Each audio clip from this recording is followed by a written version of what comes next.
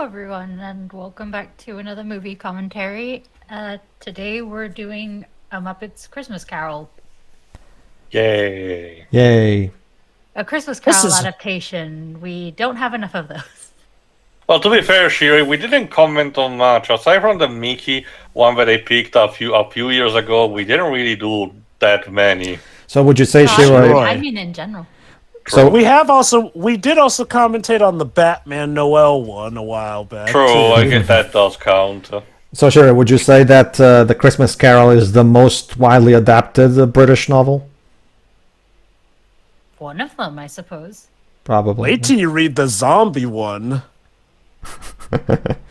All right. That is actually a thing. But that's not the one we're looking at today. No.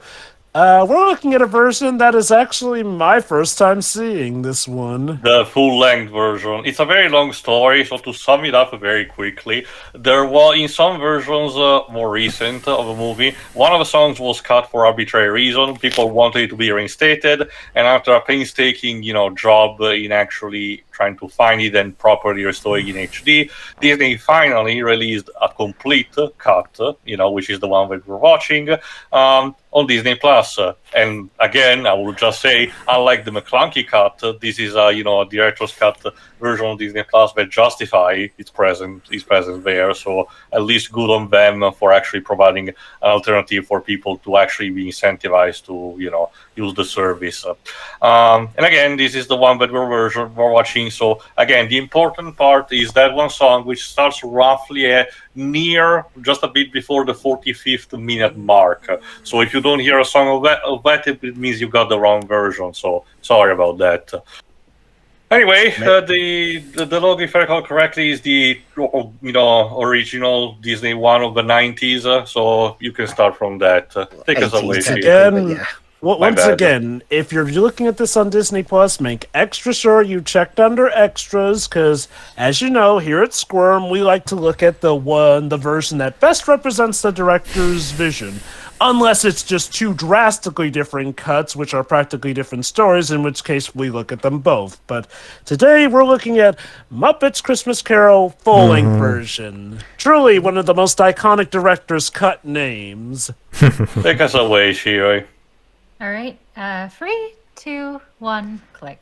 I actually watched this for the first time. This complete version, I mean, with Dwibs and Deji a while ago when I was showing him the Muppet movie. Yeah, there's not really any reason to go back to the original cut. This is pretty much... this scene didn't need to be cut. It's a great scene, and why they cut it is beyond me.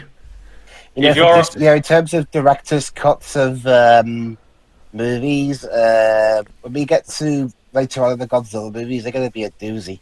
As for when I first saw this movie with Pedro and Deji, I was very conflicted about it. I thought the actual adaptation of the Christmas Carol story was really good, but funnily enough, the zany Muppet action actually kind of got in the way for me.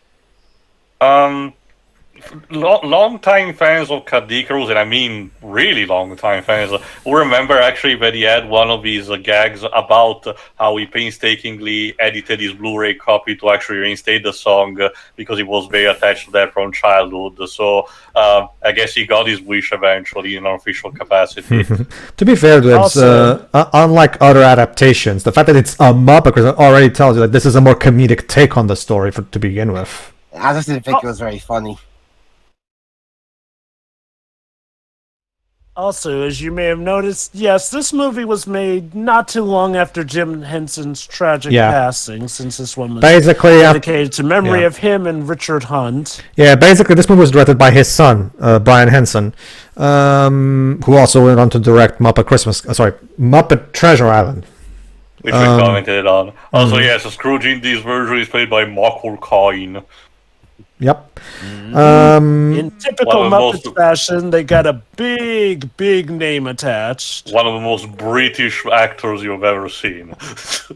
The writing was done by Jerry Jewell, who was at this point a long-time writer of Sesame Street and The Muppet Show.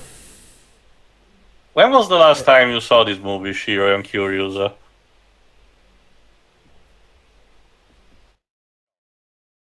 I was a child. Oh, okay. Oh, so let me guess. You didn't like it.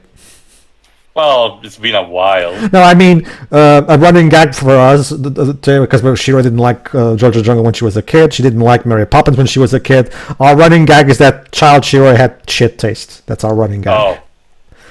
So, did you like it back then, Shira? This story is just kind of there for me. Oh, so you're not a big fan of Christmas Carol to begin with? No, I don't dislike it. I don't love it either. Okay. Oh, I get it. It's basically the same. I get the idea. It's kind of similar to how I feel about Pinocchio. As in, Yeah. it's more the fact that it gets adapted all the goddamn time. It's not a bad story at all. No, no, I'm just kind sure. of like, this is just a thing you get around the holidays. I swear, I'm still one of my big bucket list things is to try to find a Canadian person who doesn't care much about Anne of Green Gables. Well, have you spoken to Phelan Hearts about it? Yes, Theo? Well, okay, he's more of official account, so I don't even know if he's gonna bother answer you. Ask about Nitro Red. He's from Nova Scotia. True. Also, by that logic, Pedro, you think Mulan is shit. No. Okay, I said shit taste, not completely hopeless taste. So yeah, in this version, Gonzo is to play Charles Dickens with Rizzo the Rat as his sidekick as himself. Mm-hmm.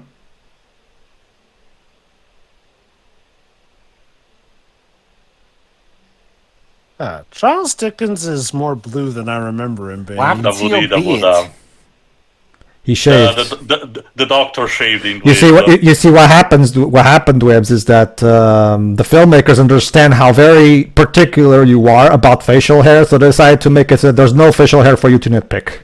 For those who don't know much about Doctor Who, the Doctor has met Charles Dickens something like, God, I think 4 or 5 times at least. And let me guess, the Doctor's probably. And let me guess, even Doctor Who has had its Christmas Carol adaptation. Multiple. There's even they even had their own version of, believe it or not, The Lion, the Witch, and the Wardrobe. Interesting.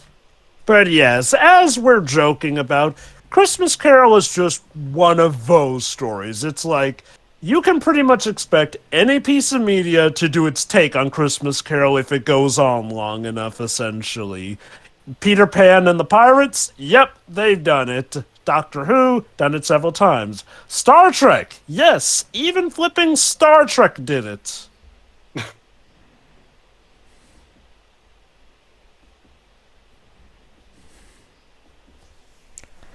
So yeah, this is also another musical, which means Scrooge gets his own introductory song, although he doesn't sing it. Well, okay, I think he does. He has some lines. And yeah, and apparently one of Michael Caine's wishes when it came to making this movie was that he play it completely straight. Yeah, in spite of all the crazy Muppet shenanigans going on. Honestly, I think it makes it work. That's Again, honestly part of the charm of Muppets. Yeah, it's that kind of South Park effect where, there's something so outlandish, but there is an element at the very least that is played completely straight that makes it work. He's meant to be the straight man to the other Muppets. That's kind of one thing to remember is that I can hear you singing about me. One thing to remember about Muppets is that it was never actually intended for kids. It was actually more intended for adults, essentially. Doesn't one of the early spots have Kermit shoot someone? Yes. Okay. Basically, yes. The idea was Sesame Street for kids, Muppet Show for adults. Mm-hmm. So, ideally, when it comes to adaptations, typically the idea is that in spite of silly shenanigans from the Muppets, the movie still takes itself seriously. Case in point, arguably my favorite of them, Treasure Island, which, in spite of the Muppets, does still have murder, gore, and, pirate skullduggery in it, essentially. Even though it is, as they joke, supposed to be a kid's movie. Mm-hmm.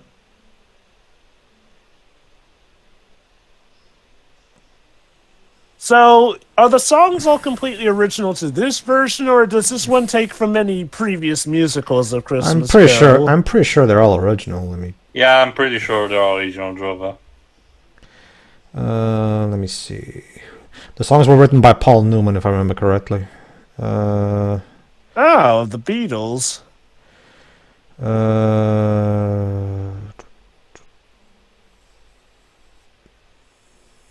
Looks more like Willy Wonka than Charles Dickens. Bit, yeah. Well, maybe Charles Dickens dressed like Willy Wonka. Even though he came out like decades before the story was even written. Drove, To be sorry, fair- Lives, he met the doctor. For all we know, he did time traveled. Hold on, I have to Why are you thinking about me? go to IMDb for this. Because it's funny. Also, funny story, I'm not particularly used to see Michael Caine as a bad guy, but Pedro showed me recently the Now You See Me movies, and now I'm a bit more used to that. Oh yes, it has not just Michael Caine, but Daniel Radcliffe in the second movie acting Get as the- evilly British as they can. Get this casting, Shiroi. Daniel Radcliffe, aka Harry Potter, right? As the son of Michael Caine. What do you think of that? Not much.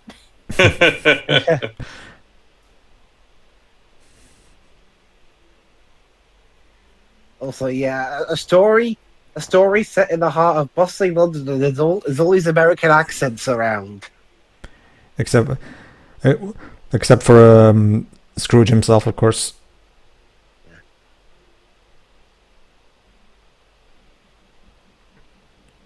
How about this, Dwibs? This is an alternate timeline where Britain was invaded by American puppets. Right. Oh god. Well, I guess it's less crazy than the universe where Britain apparently took over America and everyone spoke with a British accent in You see, Monster no, I I love it. This yeah. Pedro just tossing me over. I know, right? No, I got it, Dwibs. You see, what happened was, this is an alternate timeline where the US not only did get independence from the UK, but in fact sent an army of Muppets to invade yours in return. How did See? he lose? Because, you Oh, know, they're Muppets. they're Muppets. You can't kill the Fascinating, Muppets. I guess. There was a comic bit in car review. I think it was either Stargate or Star Trek, but there was a sequence where someone uses a metaphor and said, "When we were fighting the Independence War, we took the fight to the enemy."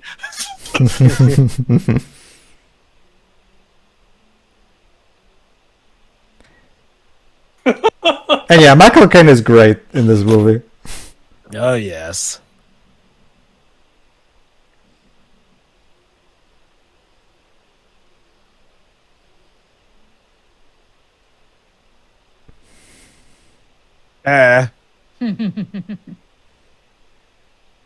Jesus.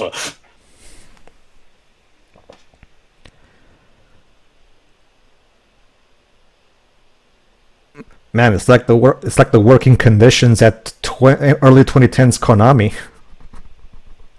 Jesus. We're gonna say Amazon. Well, I have to say early 2010s. That's current working conditions at Amazon.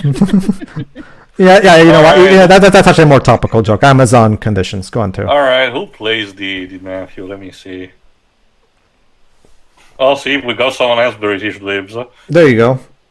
You see, Webs, only the humans are still British. The Americans are puppets. See? I guess to be fair, if you look at it in the context of the Muppets acting, essentially, that would also explain why.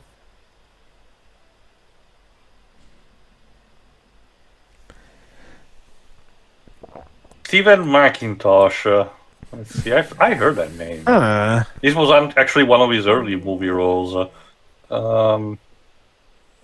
Okay, Paul Newman. Oh, good, he was in Underworld Evolution. And also Rise of the Lycans. I guess his character is recurring. It was in Kick-Ass 2, which he still have to do. His latest movie role was in 2021. But he's been doing also equally TV stuff. Oh, yeah, never mind. Like, why did I say Paul Newman? I meant Paul Williams, Jova, not Paul Newman. Oh, goody. Stephen McIntosh was in Doctor Who, actually. Remind me, Dweebs, which era of the Doctor was the one of the mid-80s? 6. Okay. It was in my episode in 1985. Yeah, it is Jova. Like his most famous credit aside from this is making the theme song for the Love Boat, the original Love Boat series. Huh. I'll admit, I was a bit surprised when you initially said Paul Newman, the American actor, film director, and racing car driver philanthropist. I misspoke. He also did the credit song for Secret of Nim. It says here. He also did the Muppet movie. Okay, so for this movie they brought back the original songwriter from the original Muppet movie. There you go. Huh. Also, of course, Bunsen and Beaker are the philanthropists trying to raise for charity.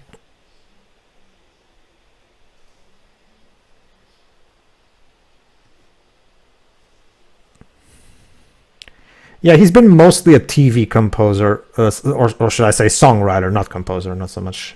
Yeah, mostly TV songwriter. He only has like a couple movies, but most of it's TV. Falling in love. I have no such memories of such silly drivel, and it would be most unorthodox if I were to be Jova, reminded of that. It's Crazy Steve from Asbar. I never fell in love. You see,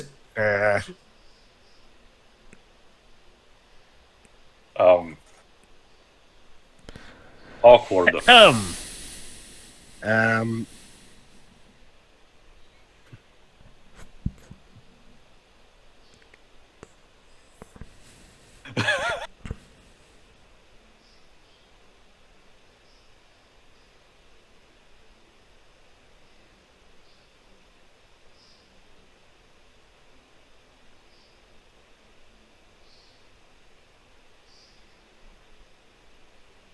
Thanos would be so proud. What a charming fellow.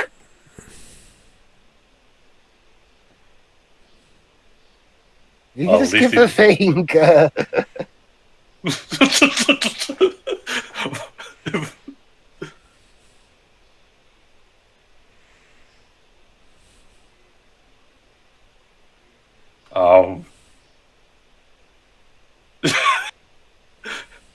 He's about to rip him to the molecular level. I didn't even ask for that bloody song.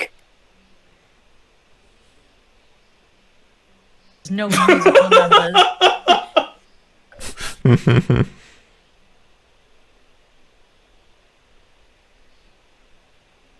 I think I still have to see the adaptation that has Patrick Stewart as Scrooge, so I don't know how his performance is. I've seen it a while ago. It was A an fig. adaptation. Was it an animated or live action? Live action. Live action. I remember seeing a particular scene occasionally and was like, yeah, at one point I should try to see it, to check it out. have you seen the Jim Carrey one, Dwips? No. The one by Robert Zemeckis. Yeah, that's the one I that hate to was see that. that one too. The problem with the Jim Carrey one is that it had horrible marketing that focused primarily on scenes where Scrooge is, flying on a rocket or something like that, and trying to The make. bottle, it's even on the poster, yeah. Yeah. So basically, the marketing made the movie look like a complete mockery. Basically, One single day off work? How fucking dare you? It truly is Amazon Shiroi.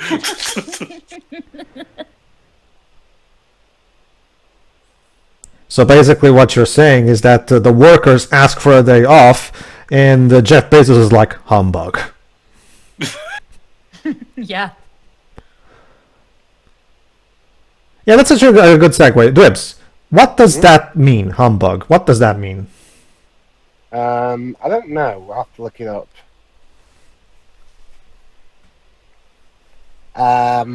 It's a boiled sweet with peppermint, or in this case, deceptive or false talk or behavior. So basically, it's Charles Dickens' PG way of saying bullshit. Yeah, it's I was a gonna say. it's a British, student slang that originated in 1751.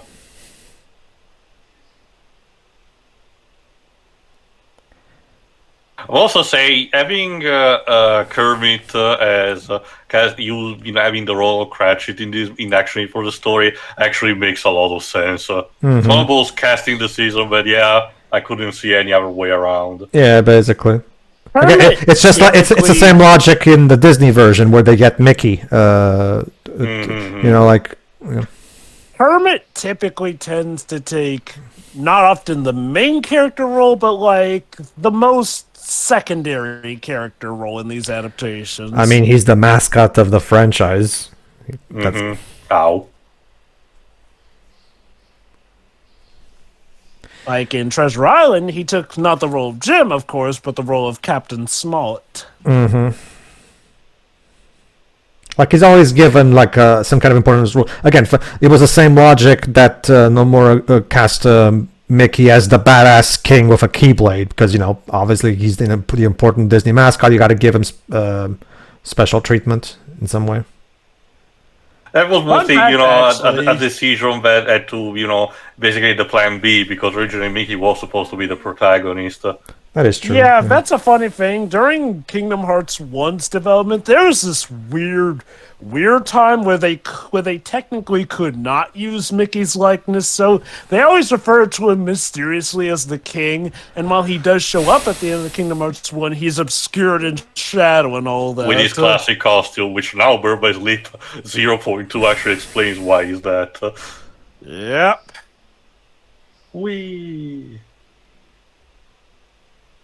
Muppets in Kingdom Hearts. When's that gonna be a thing? Gel Apocalypse already made a parody animation of how could that turn out.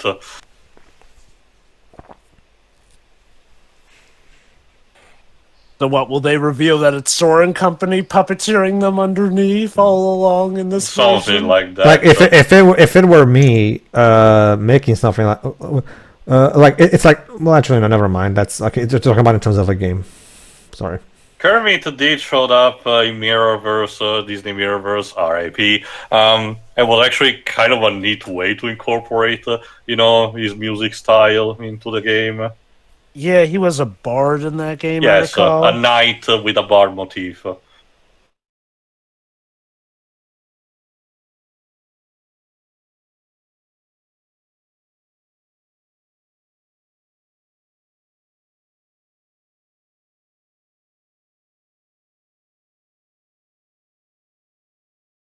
All right, from what here it is. I'll have the comment about When Love Is Gone when we get to that.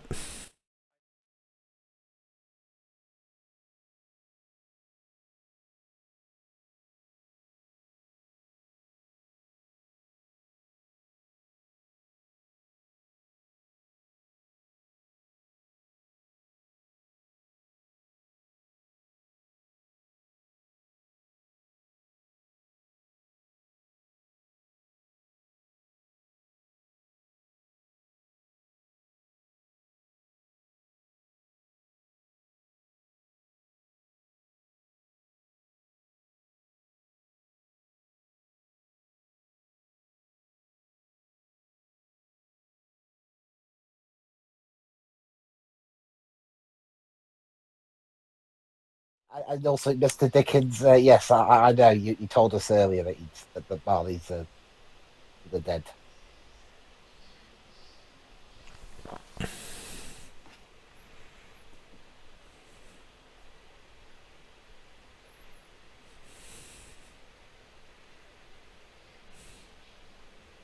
Oh, Jesus.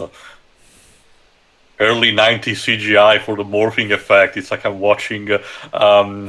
It's like I'm watching CGI. It's like I'm watching an episode of Goosebumps. From what I'm seeing here, Jesus. Yeah.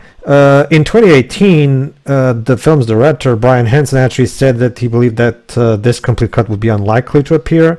However, Disney, because apparently Disney reportedly had lost the original video master and negative, but in 2020, he specifically said, turns out Disney Archive have found it. They have found the copy, and it will be included in all future 4K releases. So basically, the Blu-ray doesn't it because it was made before this, but any future re-releases, physical, will have this complete version instead, basically. Again, it was literally a case where it was buried in the vault. Yeah, apparently. The infamous Disney I wonder vault. where's this vault located, I wonder. Well, I'm pretty sure none of us are allowed to know that information. Well, sure, if... You see... The ancient tomes say that the vault is hidden at the center of the very Earth's molten crust, directly beneath Disney World, buried just deep enough to the point where you would not need special air circulation. It's just inside Mount Rushmore, like in that movie with Nicolas Cage. Yeah. Like, well, that's the thing, Shiroi.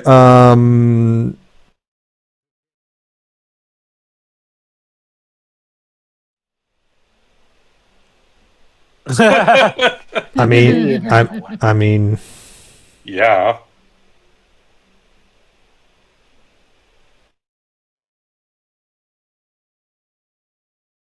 No, that's the thing, Shira. Like, to their credit, even back in the 40s, Walt started a proper process to preserve everything, which was something that was not all movie companies found, like had the brilliant idea of doing that until later, which is why there's actually a lot of Warner Brothers and MGM cartoons in which the negatives are apparently completely lost. For example, MGM had a big fire in the 50s that caused a lot of the old negatives to get burned.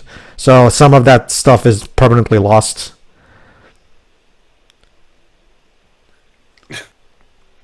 Jesus, man, at some point you're going to be afraid of your own shadow.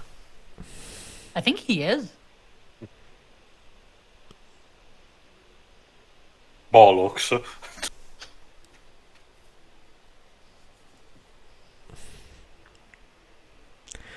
Huh. I'm seeing here something interesting. Apparently... I was thinking I was going to burn the dressing gown. It's been possessed! Yes, Pedro? Apparently, the 1993 VHS and Laserdisc releases of the film had the complete cut, apparently. Yes, I know that because it's the version that I actually grew up with. Like I said, my grandparents had a fuck ton of Disney-rated movies, and one of them was the VHS of this very movie. And it must have been that version, because I do remember the song in it. Yeah, it says here that apparently one of the UK VHS releases has it. One. But just which also has to be the one that Kadikar was actually what, because like he said in that video where he used that joke, he grew up with it as a child, and not finding it in modern version was weird to him. Yeah, so it was lost between that time then? Yeah, well, again, if I remember correctly, the reason was, aside from not finding a negative, is that it was arbitrarily removed from out from someone, if I recall correctly. And of course, those two. Yeah, of course, Starrett and Waldorf. It makes sense that Starrett and Waldorf would be the ones. Get haunted. Well, it could be worse. We could be stuck with the audience.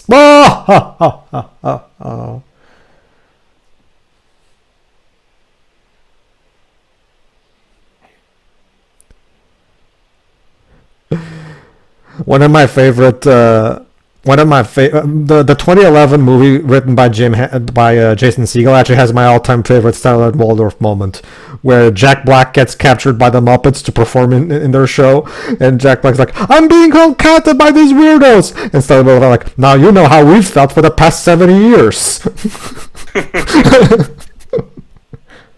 So I haven't seen the Jim Carrey version, but I've heard that in spite of how the marketing presented it, it was actually apparently a very good movie. It's also very dark. It's a very dark and good version of it. It's just that the marketing that I really have to wonder if, although as usual, Joe, with every Robert Zemeckis mocap CG movies, it does have the uncanny valley factor to it. I'm guessing the industry thought, oh, Jim Carrey, he just be funny man, so let's present the movie as funny. Mm-hmm. Which, anyone who's seen Truman Show knows he can definitely go outside the comedy. And Eternal Sunshine, yeah. Jesus Christ. Evicting the whole orphanage.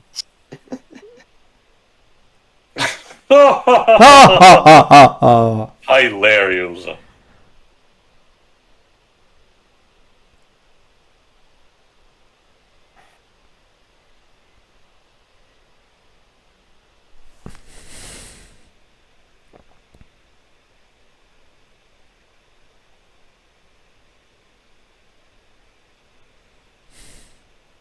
You know, one thing I've always wondered in adaptations of Christmas Carol is that for all Marley's stake here, as far as we know, he doesn't get anything out of warning Scrooge's. I've always wondered if it's something he does out of a new goodness he's found in his heart, or if it's done as his own way to atone in the long run. I think, considering the whole themes about being trapped by chain, I guess it's something that he's forced to do under orders of whoever governs the afterlife.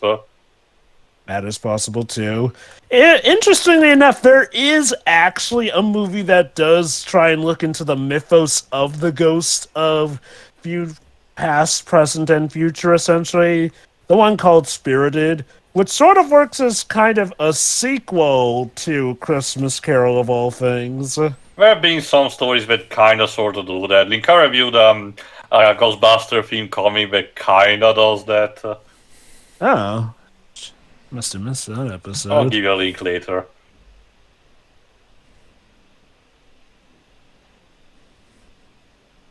No. No, Scrooge. The story the story needs to be longer than 90 minutes. So also, small correction from something made before, because I bothered to check in the meantime, so now I remember correctly. The songs for My Country's version were actually translated. It was that one moment with the bunny on the doorstep that was not actually properly translated. Was kept in English. That was what I was remembering.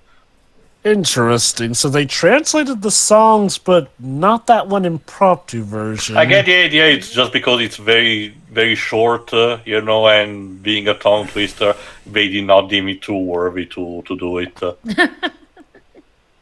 And we yes, like a jelly baby.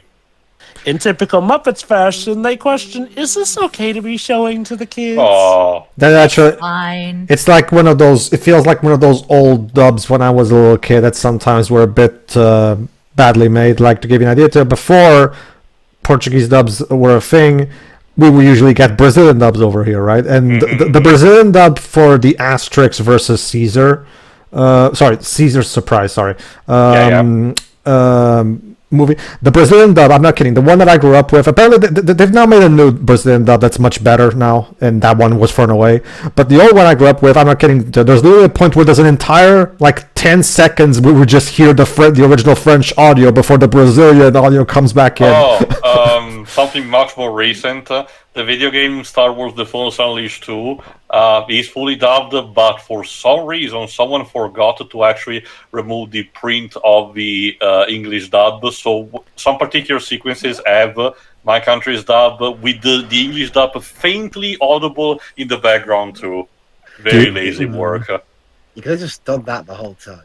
Again, it's a topic when I will show eventually the game. Also, he's still keeping the fire poker. So it would seem. So it would seem.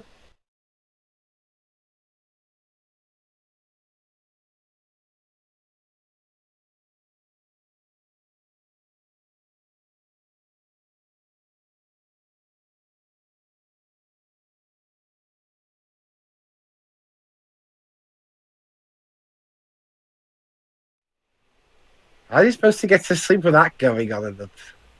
Some people get used to this type of clocks. Believe it or not, with my family actually had one for a very long time. So at one point you get used to the pendulum actually ringing. No, please don't flash me. And who's representing the ghost of Christmas past?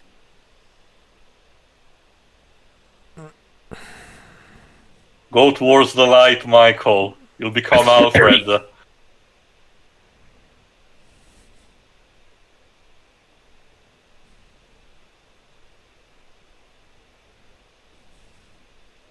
Okay, I need to know this because I know that this interpretation varies from version to version, but is it canonical that the Ghost of Christmas Past has to be the more subtle, creepy one? Because a lot of versions just as more plain straight without having to be particularly unsettling, but just as many others long to have this idea that the Ghost of Christmas Past veers straight into the uncanny valley and makes you uncomfortable all the time. Okay, from what I can understand, the typical idea with the ghost seems to be that the idea is to ease Scrooge in from, the more gentler, warming one to obviously the one that scares the piss out of you, the Ghost of Christmas Future, essentially. Mm-hmm. Typically, when it comes to the Ghost of Christmas Past, it's either been a kid or someone who's modeled after his love interest, or typically, I think the idea, and from what I've seen, the idea with the Ghost of Christmas Past seems to be the most harmless looking of them, in a sense, essentially. I'm guessing the uncanny factor just kind of is a bit of a coincidence here, because typically they all seem to at least have the idea that they're not supposed to be frightening. The Ghost of Christmas Present, obviously, is the one that's supposed to be the most jolly and welcoming, of course. Also, that flying blue screen effect. This was 1 year after Hook, and yet it looks so much worse. Let me check the budget of this thing. Budget 12 million, box office 27.2, so not that much. I guess it still counted as a success, but damn. This was December 11, 1992. Let me check what was in competition in the meantime. It was technically under Disney, but I forget if Disney owned them or not. It was the first time. It was the first movie done, after the purchase. Yes. Part of me really does wonder if they had initially bought Muppets when they originally wanted to, if things would have overall gone better for the Muppets. Okay. Apparently, people went to see. It was sandwiched between between A Few Good Men and Scent of a Woman. So yeah, people went to see those instead. I've heard of those movies. I'm not sure about how big the competition from them would have been. Let me put it this way: A Few Good Men, which came out the same day, scored instead 243.2 millions. Directed by Rob Reiner. It's the one where Jack Nicholson is on trial and says, "You fucking people, you can't handle the truth." Scent of a Woman made instead 134.1 million. It's directed by Martin Brest, which before the movie Jiggly was very actually renowned as a director. So prestige and everything. Jiggly really did a number on it. Jesus. How? Aristotle, Dante, of course. Molière. Shakespeare. Okay. If you ever wonder what they all looked like as Muppets, well, there you go.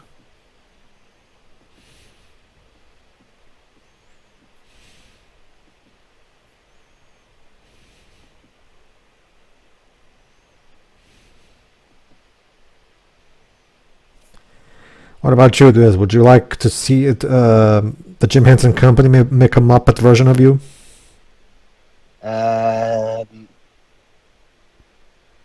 I'll have to think about that one. Well, how about that? How about this? I'm guessing probably you'd prefer Takuya Nagano to draw a latent version of you. I prefer a Godzilla-fied version of myself. How would, like a monster version of yourself? The Kaiju Dweebs, yes. Oh, Kaiju Dweebs, so I guess.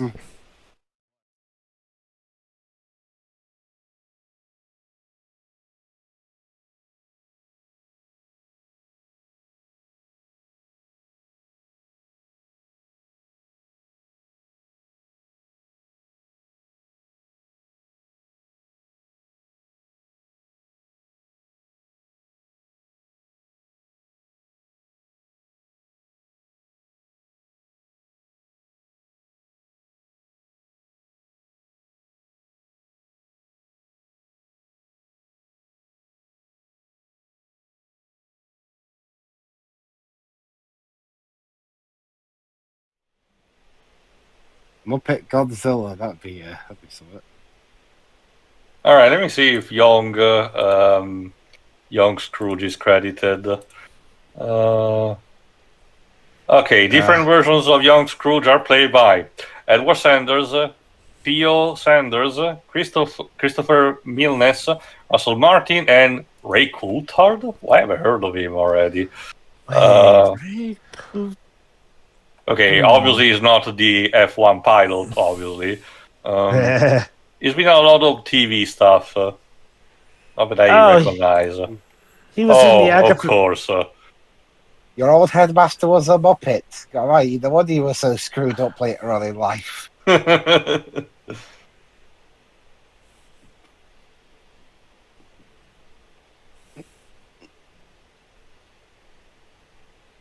Yeah, okay. I should clarify what I said earlier. When it's the Muppets directly in the story, I like it enough. When it's stuff like this, when I'm trying to pay attention to the actual story in the background, we got all this slapstick stuff going on. I didn't really care that much for it.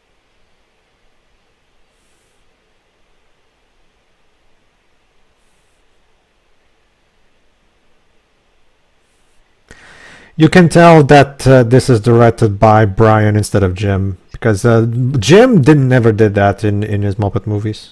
And this was almost right after his passing away. So I get the idea it was a case of let's try to see what happens. Try something different. Yeah, you're supposed to be British, guys.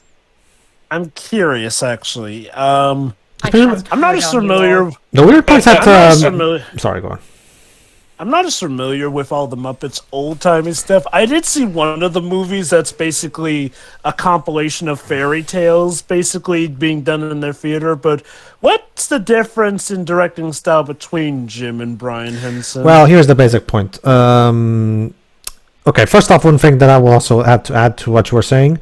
Even for Brian, it's because as I'm sure Jova will also confirm, Muppet Treasure Island didn't have that. Like, you never had moments in Muppet Treasure Island where there's a serious one going on and the Muppets are in the background doing slapstick, right? It's because, again, this movie tries to have something of a meta-narrative going on by having, Gonzo and Rizzo being narrators and commenting on, in an MST3K fashion on the events. To answer, that's definitely the main difference. Treasure Island didn't have an omnipotent and narrator. Rizzo died with hypothermia. Jesus. Yeah, like I get the feeling maybe this tale is right. Maybe Brian was experimenting, trying to see with this whole narrator thing, but maybe he realized, you know what? Never mind. I'll drop that for Treasure Island.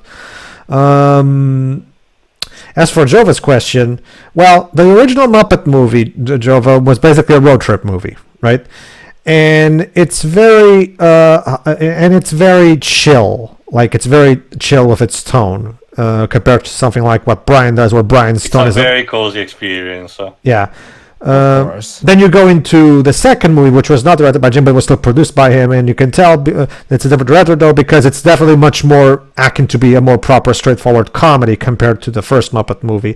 Then you get to the third movie, directed by Frank Oz, which has not aged well and is kind of bad. But now, the one weird. What's it? Muppet. Weird.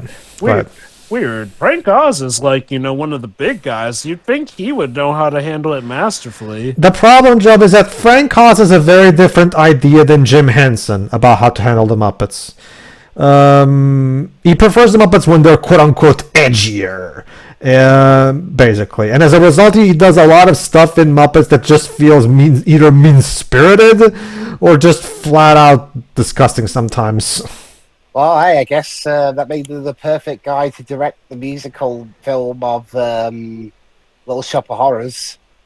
He was the one who did the puppet work for Kermit, wasn't he? No, Jim Henson was Kermit. No, never. He did Fozzie, Miss Piggy, Fozzie, Rizzo the Rat as well, if I remember correctly, was the original Rizzo the Rat. Monster. Think so, yes. But he's since been replaced by I forgot his first name, Jacobson. I forgot his first name though. And of course, we know his most popular character, Yoda. Yeah. And I think Jacobson has also filled in for him as Yoda at some point here and there. I know he did. I think he did the puppetry when he was in Yes. Last Jedi. I guess the grapes are to match up with the idea of how a Muppet. To be fair, would the eat entire them. point of the Swedish chef is that the thing he cooks it's very questionable. Of course, they had the Fozzie Bear play Fizzywig, or in this case, Fozzywig. I will It just makes sense considering, of all the Muppets, Fozzie is the one that is the most Jewish. I will give them credit. That is a convincing younger version of Michael Caine. Yeah, again, the actors that I mentioned before that they got for the young versions of Scrooge actually seem to be working out for the most part. Indeed. So, But, Frank Oz, I know he was...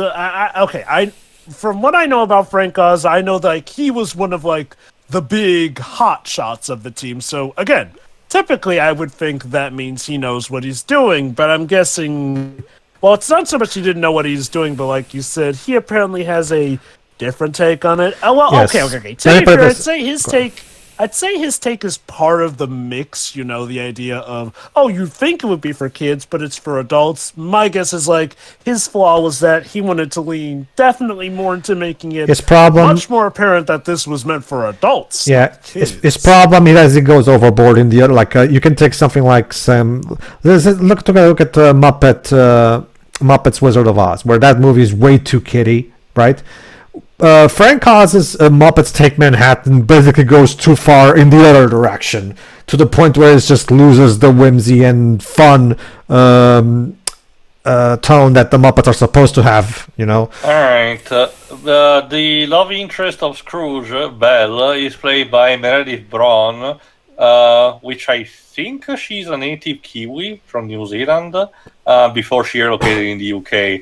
She has done relatively little of movies and TVs, and mostly she has been in New Zealand stuff. So yeah, this is indeed the scene that was finally restored.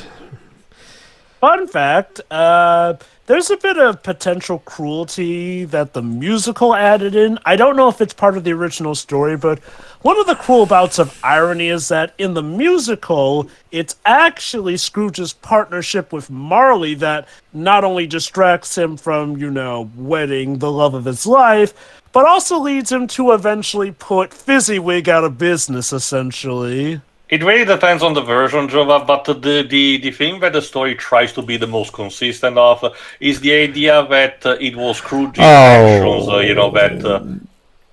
doomed that sealed his fate, rather than the circumstances of his conditions. Of course. Okay. So here's why this scene was cut. The song itself was cut from the original 1992 American theatrical version of the film by Jeffrey Katzenberg, the then chairman of Walt Disney Studios, who believed the song would not appeal to young viewers. There you go. Once again, yet another brilliant decision from Jeffrey Katzenberg, ladies and gentlemen. I've said it before and I'll say it again. He was an asshole, but he made a lot of good decisions that arguably did help out Disney. That is not one of them. Dude, what's so bad about this song compared to all the other songs? Because it's sad in tone? It just feels so arbitrary considering, the movie's chock full of songs anyway. Why these ones specifically feels, almost targeted, aimed. Well, remember, the idea is that it's not appealed to younger. By that he means maybe the topic of, marital separation is something that kids will not like. Maybe. Oh. Well, it's technically not marital separation. Sure. They haven't married yet, but I get what you mean. The idea of love. Not found, though. Look, I'm going to be honest. As a kid, while I was okay with stories of love, I didn't really care that much about, do they get together or not? So this would not have affected me in the way that Katzenberg may have thought. Not just that. It feels so, again, arbitrary. And the actual footage that is cut for this song is something like 2-3 minutes tops. From the entire movie. So it really feels like it wouldn't have really mattered. This genuinely feels something like a personal beef that Jeffrey Katzenberg had and wanted to get, these stone out of his shoe. The only reason I don't think it's a personal beef is, as far as I can tell, Katzenberg had like no grudges whatsoever with the team of this, and had no reason to despise the Muppets either. It feels like another moment where Jeffrey Katzenberg thinks that he knows better than everybody else. Those who have more experience with Michael Caine, has he sung somewhere else, as far as you remember? I'm pretty sure if we go look up his career, I'm pretty sure we'll find something. He has a fucking I'm sure long he's a resume. director anyway, so Yeah. Right. Let's Meredith Braun plays Belle. Yeah, like you said, native Kiwi, but Try to look up. established in the UK. Try to look up Dwebs if Michael Caine has been in other musicals. Probably theater ones, but like in terms of movie ones. Oh, Sad. And yeah, in the original cut, this is pretty much where we cut to before the song starts. Golden Gong and Secondhand Lions. Well, there you Are go. you singing those? Oh. Because yeah, I'll admit, as far as I can tell, this is the only thing I've seen him singing. And also, if I recall correctly, he only gets like one song that he actually Also, sings in this movie. for the other best special effect, that transition was actually pretty good. Yeah. Let me put it this way, to go back to the Frank Oz thing, Joe. Aside from what I've told you about Muppets Take Manhattan, you know the 2011 revival from Jason Segel? Well, originally Frank Oz also pitched his own Muppet revival movie to Disney, but Disney chose Jason Segel's pitch over Frank Oz. And Frank Oz, for a while, didn't like it and badmouthed the movie quite a lot, saying that, I'm quoting here, they gave the movie to some fanboy, he said. Called Jason Segel a fanboy, basically. So, don't get me wrong, I have a lot of respect for Frank Oz as a puppeteer, but as a person, he can have problems. Moments, yeah. So One thing, what I'll say, what a coincidence! The first bad Muppets movie came around the time Britain was no longer producing the movies. or rather, it was because it was directed by Frank Oz, a guy who works best when he's working under Jim Henson rather than above everybody else. I'm curious, like, did he actively butt heads with them, or was it more that he had a differing vision, but at least worked well with them? We never got to learn anything about Frank Oz's pitch. Only that Disney went with his because not only was more of a nostalgic love letter approach, but also because it was more heartfelt family type thing, right? Whereas Frank Oz, as usual, he as he himself said, because to Frank Oz's credit, he did eventually say that he actually enjoyed Jason Segel's movie, but he did say that he felt it was too safe and that he prefers when the Muppets once again are being edgier. But we don't know how was Frank Oz's original pitch now. That being said, Anyway, Jason Segel's yes. movie is my favorite Muppet movie, so I'll stick with this timeline. Thank you. Moving on. And the sequel? Muppets Most Wanted it's complicated. Let's talk about that another time. Also, here we for have the Ghost logistic- of Christmas Present. Which, for logistical reason, in universe finds a way to shrink down so we can have more convenient person in a suite. Although, kudos to them for actually creating a puppet that was the size of a room, apparently. It's usually a technique, to simulate that effect. It's a bit similar to what Peter Jackson did for different heights in the Lord of the Rings movies. Yeah, that's it. I found it. Glenn Jacobson. It's Glenn Jacobson. So basically, Jove, we're better off just that. Glenn Jacobson does such a perfect job imitating Frank Oz's voices, even Yoda. So at this point, we're like, whatever. Frank doesn't want to take part because basically, Jove, here's another thing. Despite Jason Segel's pitch being picked, Jason Segel went up to Frank Oz and look, how about you come in and play your characters in my movie? Because, he wanted Frank Oz to still be involved in some way, but Frank Oz refused because he was petty about his pitch being refused.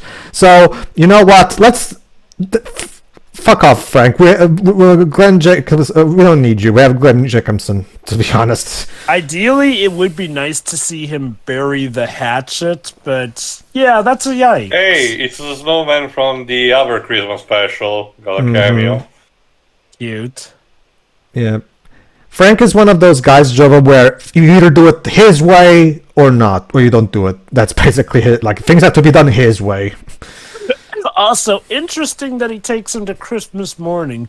Typically, the idea of the president is to, like, well, do what's going on right now, but he kind of cheated a bit by skipping ahead. Well, that's kind of the entire point, Jova. The Coastal Christmas Present is about the here and now, but about the actual festivity of Christmas, not, the night before it. The idea behind it is that the day of Christmas, that is basically just now, while the past and the future are for the other years. It's weird because typically we're seeing what's going on that very night that Scrooge goes to sleep, as opposed to the next morning. Well, no, remember, even the Mickey version had that happen, the day after, for example. That's where we get to see, which also we're going to see here, the scene where Cratchit, has no food for his family, and, Tiny Tim, is in that condition, and the Ghost of Christmas Present even says, where is he? Where is there right now? I only see, an empty chair.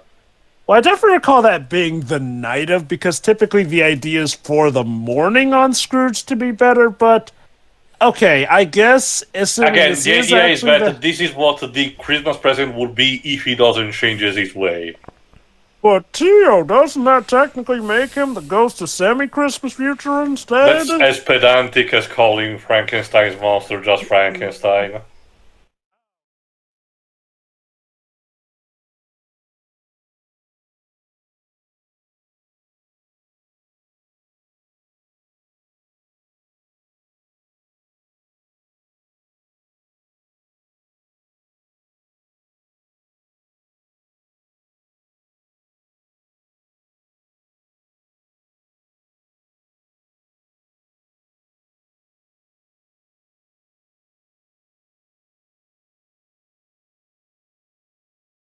We're going to play the yes-no game. All right. The nephew's wife, Clara, she's played by Robin Weaver. I think I heard her too. Robin Weaver. Oh, she was in an episode of Black Mirror, Libs. Also, a radio drama about Peter Pan. Yeah, Peter Pan and Scarlet. I remember that story. Oh, she was also in the 1989's The Woman in Black.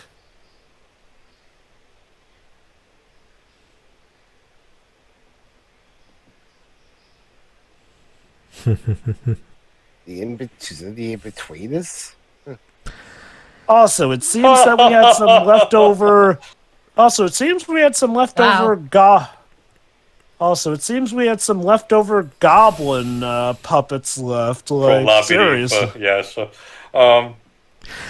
be fair, again, Shiro, I get the idea. The whole thing of it's a double way thing. On one end, man, they're taking advantage of his absence to basically speak ill of him. But to be fair, he's showcased to be an unrepentant asshole. He kind of balances out in itself.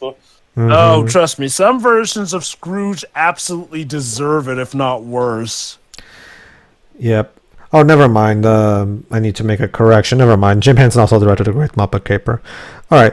So, as far as versions of Scrooge go, I'd say this version, while kind of a dick, is not the worst version. Oh, don't get me wrong. He is very ill-tempered and even goes as far to say that, yes, some people would probably be better off dying, but believe it or not, he's one of the tamer versions I've seen. Mm-hmm. Have a look. Yeah. Basically, let me put it this way, Jova, to give you a quick explanation to your answer. Basically, the original Muppet movie is, of course, a more heartfelt stuff, whereas the second movie is more a straight-up wacky comedy, right? And Muppets Most wanted to be the Great Muppet Caper to the 2011 movie, basically. The thing is, unfortunately, Jason Segel's absence in the writing really shows, and the writing is not as good. Also, since you're more knowledgeable about that, Pedro, and they showcased him, Kermit's son, I know that he's kind of a polarizing character. A bit, yeah. Polarizing in this movie specifically, No, or in the entire general. movie? In general. The thing that I heard is that people either are perfectly fine with him or think he's unnecessary at this show. Basically, I feel like sometimes So in this universe, Miss Piggy and Kermit finally tied the knot. You could say they actually pork. Is actual that's small correction too. Robin, that's his name, Robin the Frog, is actually Kermit's nephew, not son. yeah, I guess they just reconverted him to be his son for this. For this one, basically, but it's actually like the actual in the mainline Muppet movies. His natural name is Robin the Frog. He appeared originally in the Muppet Show, so he's one of the OG characters. But yeah, like some people think it's just like, why is this character even here? Like, it feels like he's just here to serve as someone for the kids to relate or something like that, basically. Okay. Is it okay? I'm curious. Was he one of those kinds? Okay, was he essentially the cousin Oliver of the Muppets? I wouldn't say so. No, I mean Robin is whatever. Okay. Jesus. You know, all things considered, the kids turned out relatively fine.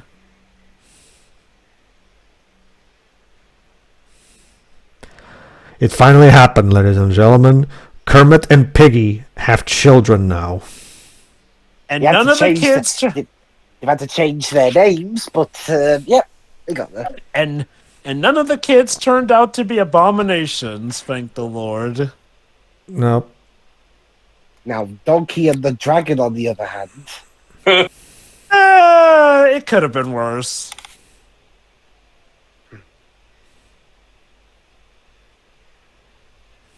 But yeah, it varies. Sometimes Kermit and Piggy are married, sometimes they're boyfriend and girlfriend. There was that one time that they were divorcees. That was weird. Well, it depends. Like, okay, see, here's the thing. In the original movie, they meet, right? Then when we get to Take Manhattan, they get married at the end. Right? Wait. So the original movie is an origin story? The original movie is an origin story for how the Muppets met each other, yes. Cute. Yes. Because the mainline movies have a proper continuity to them. In Take Manhattan, the Frank Oz one, at the end... okay, Joe, remember... I'm guessing you've seen the 2011 Jason Segel movie, right? Yes. Do you remember that photo of them getting married? That is torn where each of them has one half of it, right? Remember that, right? That's an actual reference to Take Manhattan because that picture was taken at the end of Muppets Take Manhattan, basically, just to give you an idea of how there's actual continuity in the mainline movies. So they get married at the end of that movie, and then when the 2011 movie comes about, they separated. Yes, like you said. Also, in this version, it's not just Tiny Tim, which is super nice, but also technically Cratchit himself. But despite all the abuse that he got, he still wants to raise a toast for his employer. Mm-hmm. I know that some versions do have it, but most of them have him just being in a neutral kind of state. In fact, I will argue that the 2011 movie did a much better job at accomplishing what Frank wants, which is, explore marital issues in a Muppet movie in a way that doesn't feel like it's just like out of place. It's in a way that's, in my opinion, very tastefully in the way it's done. My only problem with the 2011 movie was that it was meant to be a tribute to the Muppet Show, and yet it was made, and yet the film was all done in Los Angeles, not London. Well, okay, it's important to remember, Dwebs, that it was a special telethon they were making in America. It wasn't specifically the OG Muppet Show. Like, it was a telethon they were making. It's formatted like the original show, yes, for this. But the premise in continuity is that the Muppets at this point are living in America, and they decided to make a show where they were, basically. Yeah, like, to the show's credit, was it ever explicitly stated it was taking place? No. England or whatever? The entire Muppet Show, like Dwebs just said, was shot in the UK. But that was never an actual That was not in story. in story. That was just like it was shot there because it was, I'm guessing, cheaper to shoot there. I guess. I think it was some. Apparently, Henson had a hard time getting anyone to help make the Muppet show with him. So Lou Grade at ATV here in the UK said, "Hey, you can come make it here. We'll fund you." There you go. Then, well, there you go. It was done there for the sake of convenience, and it's an actual artistic decision, basically. One of the most famous American puppets, hosted over in England. I mean, to be fair, it's like how, one of the most American-sounding themes in a video game, Guile's theme, was made over in Japan. Mm-hmm. Yeah, I would have to say also. Doesn't Tiny Tim look cute? It would be a shame if something bad were to happen to him, wouldn't it? I kind of get it that the song is supposed to reflect his character, but yeah, I would argue that out of all the music pieces, this is the one that is arguably the most forgettable. But unlike Jeffrey, I wouldn't, just to cut out of a movie because I feel petty about it. Ironically, this is my first time seeing this movie in full. The song I'm actually most familiar with is the final song, but we'll get to that later. But Teo, what's the point of being a film executive if I can't, ruin people's work to compensate for the fact that I have a small penis? How can that's the whole point of being a film executive. Oh yeah, here's another thing that some adaptations choose to do or not. How Ghost of Christmas Present grows older as time goes by. The entire idea is that he leaves entirely during the Christmas day, and by the end of it, I think Want and Scorn, basically the two spawn children killed him. Yeah.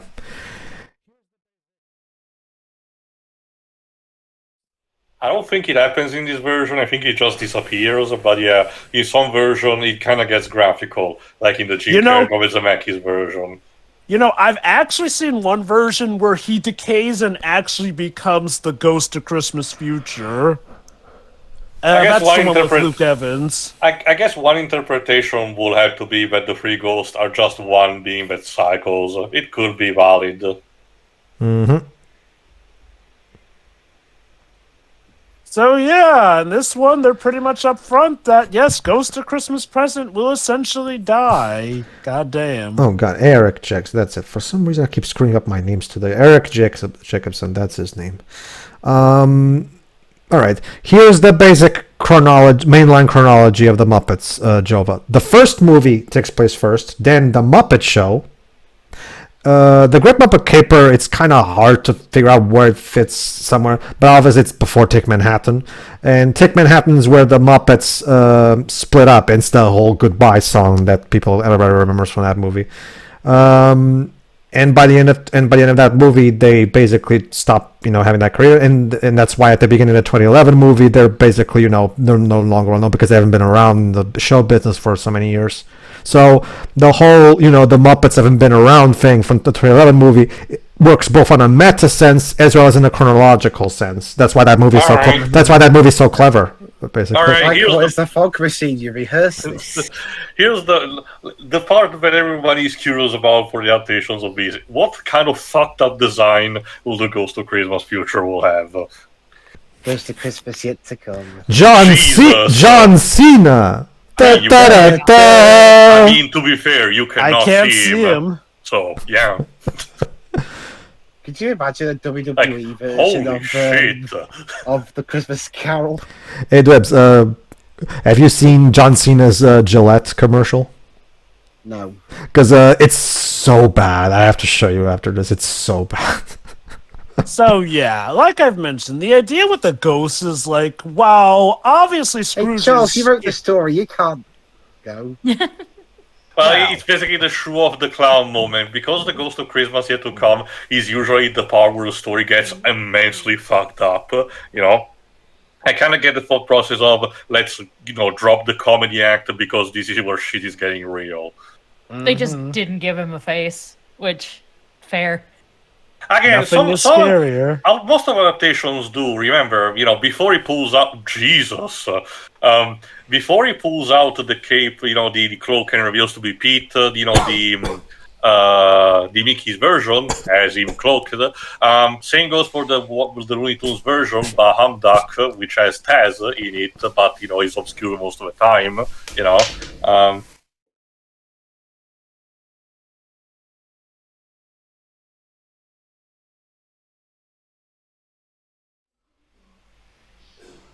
Oh.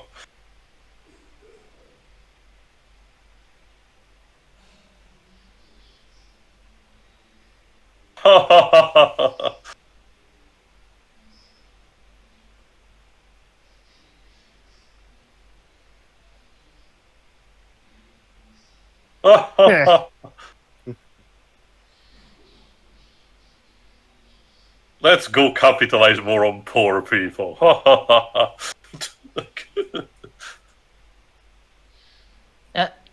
You? What do you think? That's always the twist, Roy. Scrooge never puts two and two together until the very last minute. He literally needs to see his name on tombstone to get it. And if that doesn't help, a diagram will.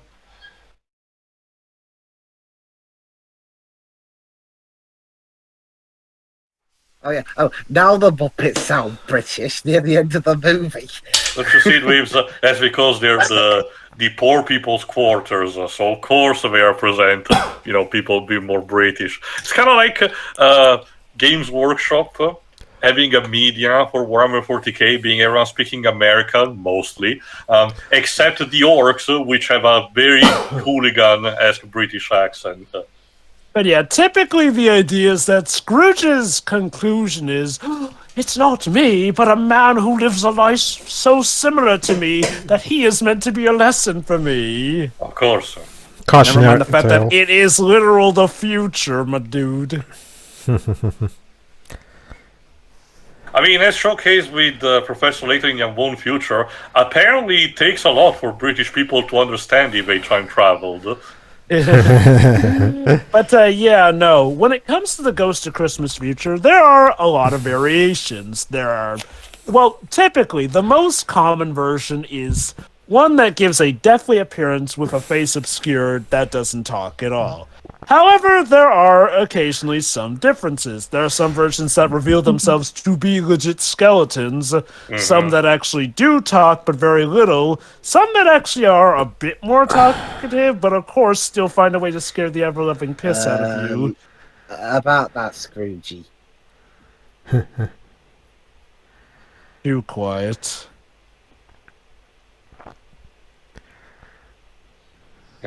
Get in the fucking door already. Just go ahead and see for yourself. He's not going to speak to you. Look, I'm much more of a visionary teacher, okay? I'm ominous or something.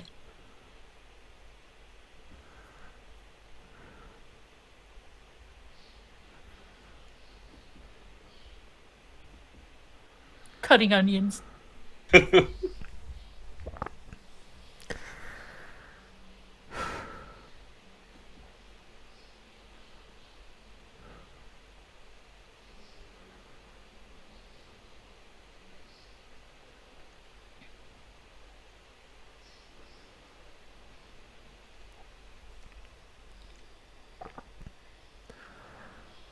There he is.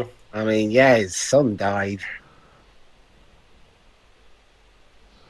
He died of Scroogitis. Yeah, I think what changes the adaptations is also the size of Cratchit family, because, remember, the Mickey version had only just a tiny team. I don't remember if the original book specifies how many children Cratchit had.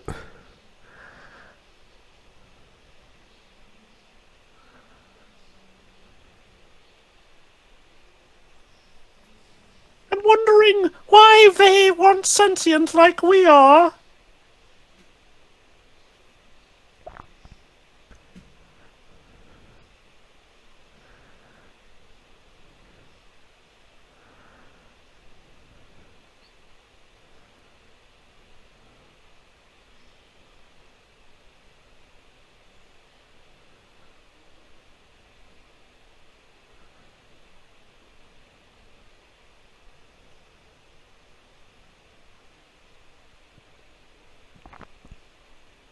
No parent should ever have to outlive their child. Indeed. As King Theoden said. Yeah, from the way this was. Okay, I know it's focusing on this crotch, but from the way it was shot for a second there, I thought, Tiny Tim didn't actually die of his illness. He fell into the fireplace and. Twibs! You didn't write this. Shush. Yeah. Well, this was only a year before I was born. I asked the ghost of Christmas past for a favor. Man, I do You wrote this in the womb. for as much as he's not a great person, I do miss Steve Whitmire as Kermit. No offense to Matt Vogel, but Matt Vogel's Kermit voice to this day still feels off to me. Okay, what's the deal with Steve Whitmire? Basically, Steve Whitmire took over for Jim Henson's characters, including Kermit, when Jim Henson died, right? Before that, he was Rizzo the Rat. There you go. Now I'm actually checking. Yeah, from a moment there, I was gaslighting myself into thinking that Frank was doing Rizzo. But oh, here it is. Yeah, So check the tombstone already. He literally has to see it. Like,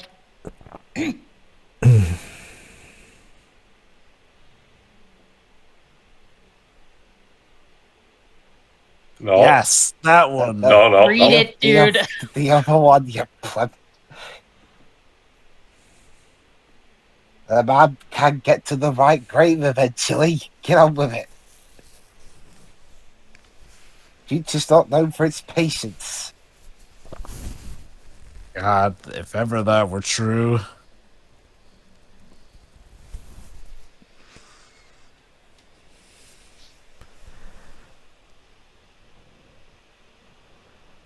I mean, you are going to die eventually.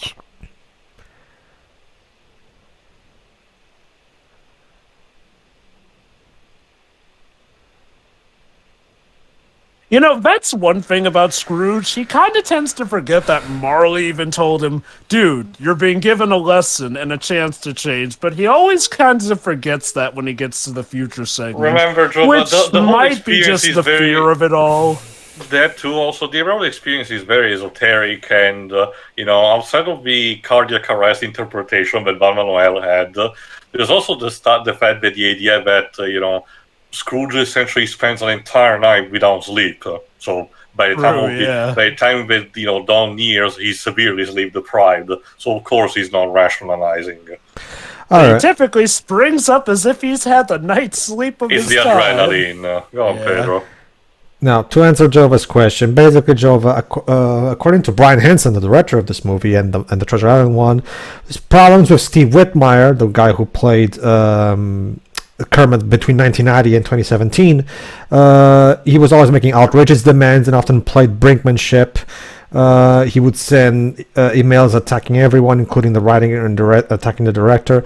And he refused to train an understudy, as is usual with long-time characters, obviously, right? Oh, because he was afraid of getting replaced, I presume. So basically, the guy's ego was out of control. In fact, Brian Henson specifically says that he expressed guilt for not dismissing Whitmire and recasting Kermit before selling the Muppets to Disney in 2004, because he knew it was going to be a real problem. You guys have got to be careful of that window. Yeah.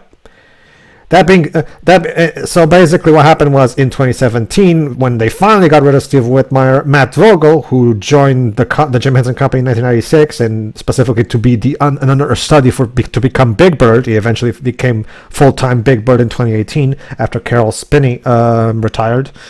And Matt Vogel, I have absolutely nothing but respect for Matt Vogel. He's a great Big Bird.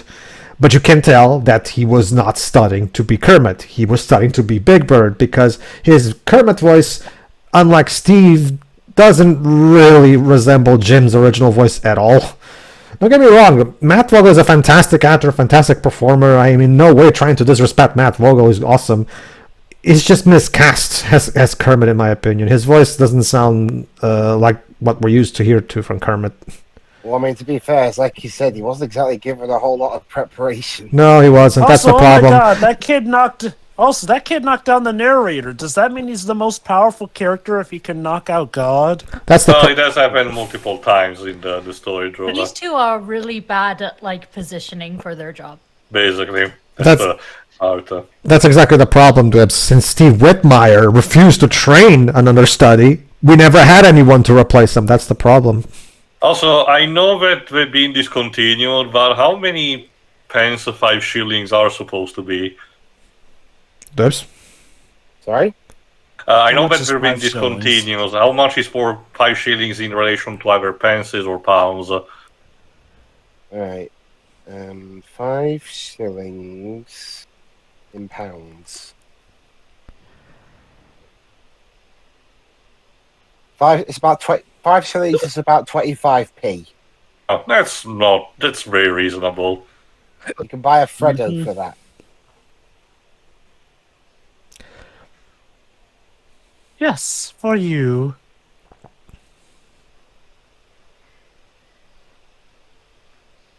And now he gets the iconic look with the coat, top hat, and the scarf. Yep. Excuse me, is it just me or did he suddenly change his tune overnight? Don't look a gift horse in the mouth. But yeah, this is the song I'm familiar with. Obviously.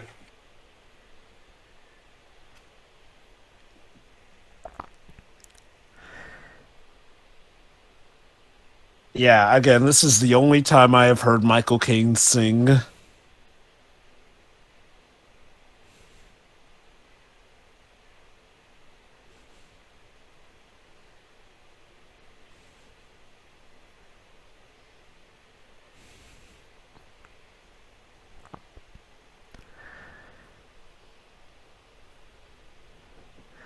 Yeah, and so here, like in 2021, Steve Whitmire expressed an interest in making amends and resuming his role with the Muppets. Not at this point, you're too late on that bit. Ship has sailed. That ship has sailed. I guess it's good if he was being legit about making amends. Shame it, got to that point.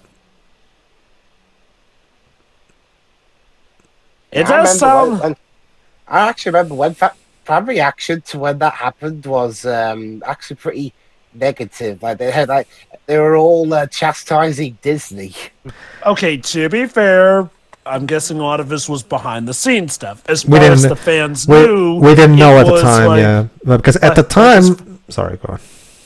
Like, to be fair, as far as the fans knew, it was the iconic voice of Kermit just being given the boot for no good reason from their perspective. But Brian Henson eventually, big corporations unfortunately have a history of just being dicks to their actors. So and not speaking much about it. It was, but then later the Henson family came to public and specified exactly what was the problem, basically. Hey, he's old teacher. And also Fazzy. Yeah, that's actually a nice twist. He actually gets to reunite with his the older versions. Yeah. Here's Lisa Henson even said that he apparently blackballed young performers by refusing to appear in shows with them. Wow. So, yeah.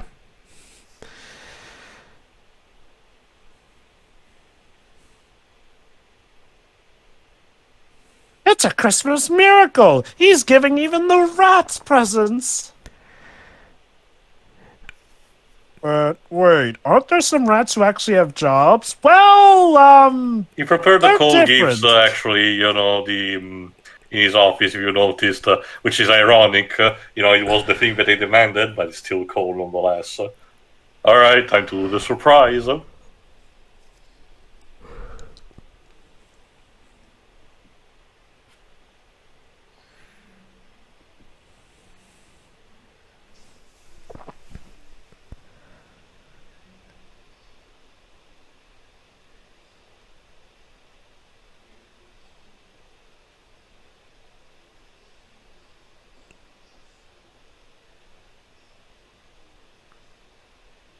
Oh no, he's gone senile, now he's gonna punish you.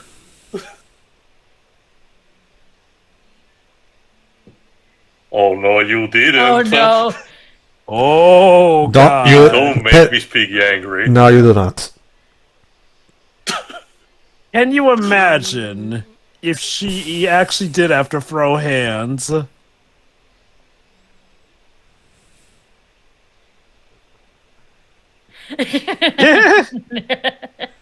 And of course, changes the tune right there.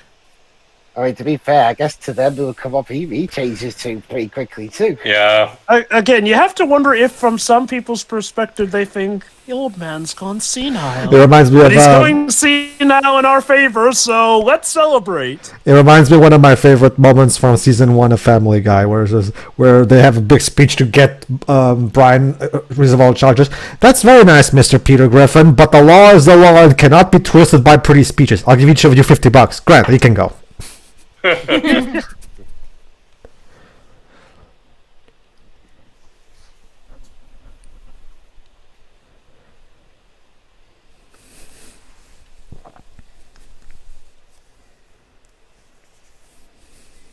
Also, he's easily one of those characters where seeing them smile is so weird. Hey, that's supposed to be Tiny Tim's line.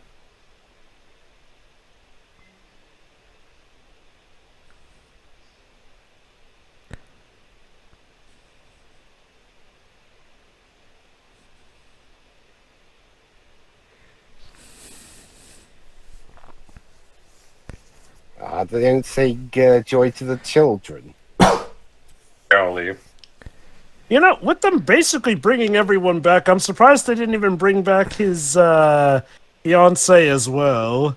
Although I'll admit, I don't see most versions do that. Yeah, that's the consistent thing with the story. The poor fiance either decides to take her life in his own hands, which is very understandable, or just dies off screen. Ironically, one of the versions where he does reunite with her is the zombie version. I mean, yeah. There we go. All right. And All right, that, I believe, brings this Christmas Carol to It a just close. has this final song for the credits, so in the meantime, final thoughts, Reeves? Yeah, I enjoyed this one a lot. I wouldn't say it was my favourite version of the story. That's still the Scrooge McDuck one Mm-hmm. that I've seen anyway. Yeah. The Muppet cast are all right. Michael Caine does a very good job as Scrooge. Again, though, as like I said before, I think some of the Muppets shenanigans kind of gets in the way of it for me at times. The music's pretty good. And I think they did a good job recreating old London with the sets. Yeah, which is amazing because not only do you have to accommodate human actors, but also the guys playing the Muppets. Mm-hmm. It sounds like a nightmare. And for a first attempt at directing, Brian Henson does a good job. I'm not sure what he did to prepare, but whatever he did worked out well. Even before he directed this, he was already studying under his father. So. Okay, there you go. So we had the best teacher possible for the Muppets. Yeah. And yeah, I enjoyed it enough, and I'll be interested to see, because I don't think I've seen all the Muppet movies yet, because I think there was some in the... was that Pirate one? I privately showed Dwebs all the mainline ones. We've commented on this one. We commented on Treasure Island. So next would be Muppets in Space. But I like that one. That was the second Muppets movie I ever saw after Treasure Island. Not a fan personally. But yeah, I guess Apparently I have a lot of Muppets movies to see, though. But it's still better than Take Manhattan, at least. So there's that. Moving on, Dwebs. But yeah, overall, aside from those couple of issues that I had, I did enjoy watching the movie. All right. Of course, there's a ballad in the credits. Well, did you expect? The 90s. Did you expect anything else? I mean, I always dug ballads or pop versions of songs from the 90s when they were you have done to well? understand, Joe, because I mentioned a couple of times. The fact that I'm noticing doesn't exactly always means that I'm grown word yet. It is just like a spot the difference kind of game. That is fair, but yeah, this was definitely most prevalent in Also, the 90s. before whoever goes next, small addition to what he said. The competition apparently was also internally from Disney because, partially from Disney because both Fox and Disney, because at the time we were separate, the two movies that were released in the middle to late November, Home Alone 2 Lost in New York and Disney's Aladdin, were still going strong in cinemas by the time this came out. So that's also one of the reasons why they did not sell that much at the box office, which is kind of a shame. I guess on the plus side, at least this one still managed to be a box office success, made back its budget in double, essentially. Technically, yes, but it's mentioned here that the Walt Disney Picture had high expectation for the film, so they clearly were still disappointed. It's clearly a case of vindicated by video, obviously, later on down the line. I'm guessing this was a time when, Muppets was seen as, infallible, so, it should have made more money, definitely. Oh, well. I wonder if it really was just a case of bad timing with what they were pitted up against. Yeah, most likely. As like I said, already sandwiched between a couple of other movies. It's kind of like how we mentioned that Christine was basically torpedoed by Scarface. Anyway, Jova, while you're at it, what about your final thoughts? Yeah, I enjoyed this movie. I may not love it as much as I do Muppets Treasure Island, but it seems like it pretty much flexes the tried and true formula with the Muppets, giving the story a bit of a spin by essentially inserting the Muppets in it, which you could argue that's the case for almost any adaptation of Christmas Carol that takes place in an established franchise, but as is typical of the Muppets, they have their own special clever spin on it, a bit more of a comedic touch here and there, and of course putting in a giant big name to draw people to the theaters, in this case, Michael Caine. The songs are all good. I'll admit, I don't really... There are some I don't care for as much. I'll admit, it's good we got this full version. I will say also, though, that song is really nothing to write home about. Obviously, better to actually have it, but yeah. The one that definitely speaks to me the most is Thankful Heart, which is essentially the last song. Technically not the very last, since there is that last one for the credits and the ballad one, but I will say this, though. I don't think any of the songs are bad, per se. At worst, they're nothing to write home about, but I never feel like my time is wasted with any of these songs, It's all overall in good fun, which is essentially what it is. The Muppets playing in their own version of Christmas Carol. They even have some bits where some have to be reminded of some of their lines or acting bits here and there. I do see this as a bit of a mixing point between what I'm guessing came before and Treasure Island, though, seeing as how this movie does seem to lean more into the meta sense of it, whereas Treasure Island leans more into them essentially being their characters, Of course, you do have, the old guy duo still doing their meta stuff in Treasure Island, but typically it's pretty much just everyone's in the story as opposed to there being a narrator. That being said, though, I still think that it was fine here, and I enjoyed this version. It's not my favorite Muppets thing, but it's another good addition to the Muppets treasure trove, I think. All right, Pedro? No, it's a classic, obviously. It's not my favorite. It's not... I actually prefer Muppet Treasure Island over this one. I mean, don't get me wrong. I like the Christmas Carol story. That being said, even as far as that story, yeah, like to have said, there are technically better adaptations than this one. This one is still a really good one for what it is. But yeah, definitely not my go-to version still of A Christmas Carol. That's basically it. The songs are really good. Again, Paul Williams did the songs for the original Muppet movie, including Rainbow Connection, so of course the songs are going to be good. And yeah, that being said, yeah, like we have said, one of the big reasons that's the Muppet slapstick sometimes feels out like we're having what's supposed to be a sad or serious moment, and we have Gonzo and Rizzo in the background doing slapstick for no good reason. Yeah, that just feels like, which again is weird because Brian didn't do this in Treasure Island. That's what's the weird part, but whatever. Well, given that this came before Treasure Island, I do think maybe this was him sort of ping-ponging between how much do I want to make this its own in-universing versus how much do I want to follow the theme of the Muppets are putting on a show, essentially. Oh, well. That being said, yeah, a very enjoyable movie. And this complete version is, of course, a definitive way of watching it because the When Love Is Gone does a good job just opposing the final song of the movie. You know, yet another harebrained decision from Jeffrey Katzenberg. Add that one to the pile. So yeah, really good. It's still a good one to watch, though not my preferred version of Christmas Carol. Yeah, I will admit that I prefer some of the older ones compared to this one. So that's it. All right, I'll go next.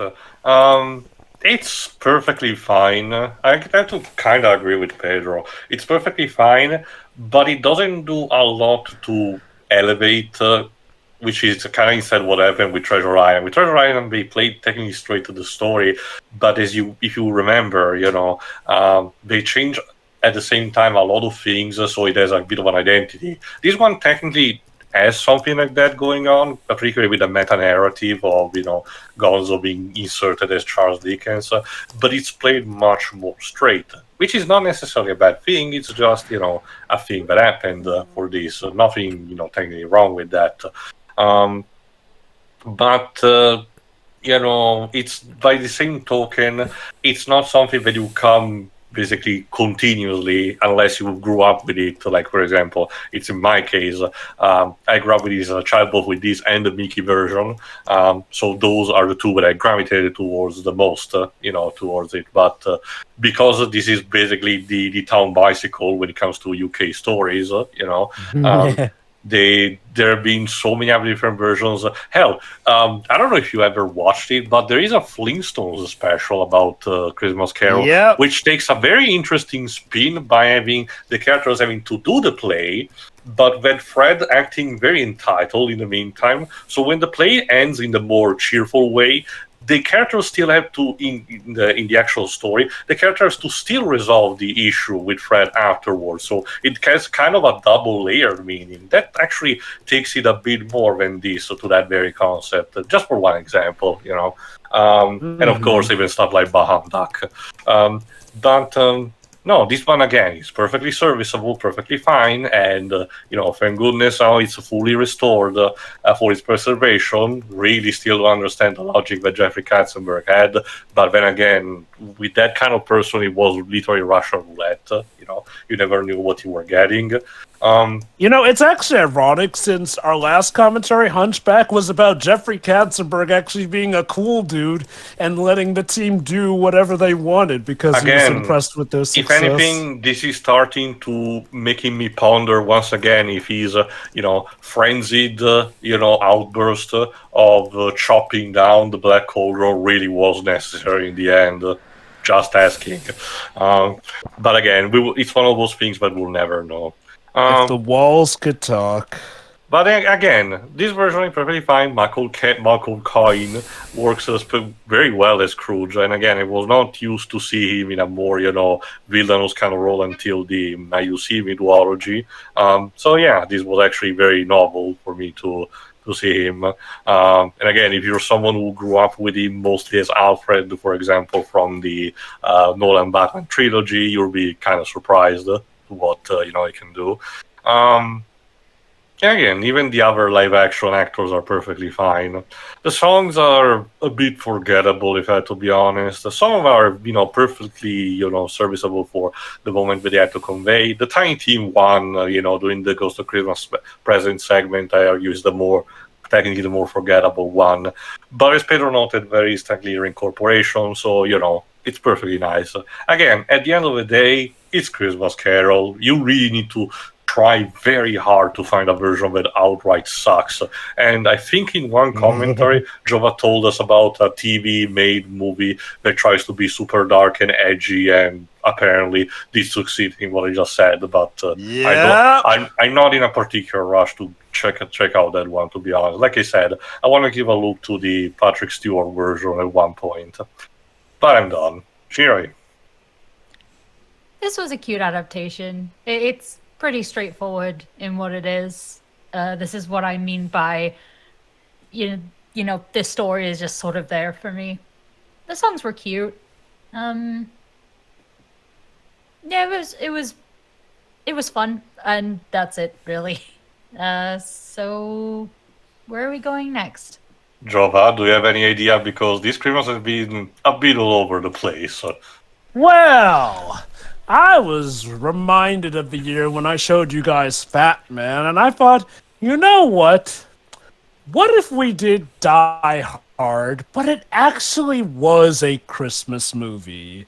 Well, ladies and gentlemen, fasten your seatbelts because we've saved a story that takes place on Christmas Day itself, but one that touts Santa Claus as, well, nothing short of a badass. So tune in for SCWRM's Christmas finale of 2024 with Violent Night. See ya. See ya. See ya. See ya.